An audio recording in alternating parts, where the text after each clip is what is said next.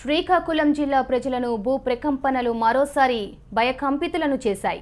ఈ రోజు మధ్యాహ్నం 12:30 సమయంలో పొందూరు మండలంలో పలుమార్లు భూమి కంపించింది.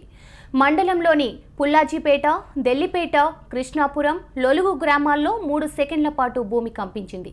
దీంతో ఆయా గ్రామాల ప్రజలు భయంతో ఇళ్ల నుంచి బయటకు పరుగులు తీశారు.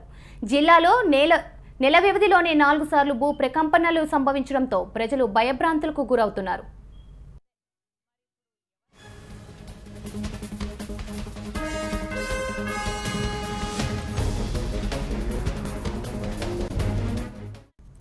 ఇదే అంశానికి సంబంధించి మరింత సమాచారం మా రిపోర్టర్ రాజు అందిస్తారు. రాజు, చెప్పండి, దాదాపుగా 3 సెకండ్ల పాటు భూమి కంపించినట్లు తెలుస్తుంది. దీనిపై అప్డేట్ ఏ విధంగా ఉంది?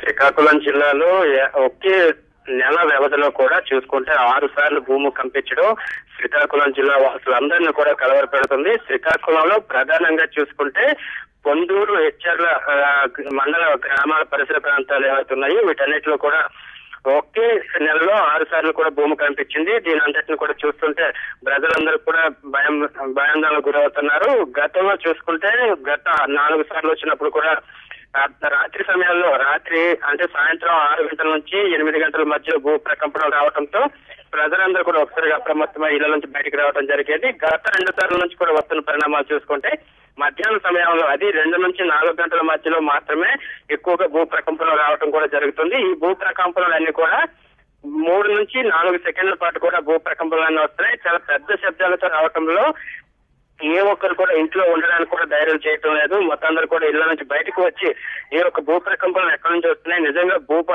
భూకంపం పెద్దది వస్తుందన్న స్థాయిలో కూడా వస్తుందంటూ కూడా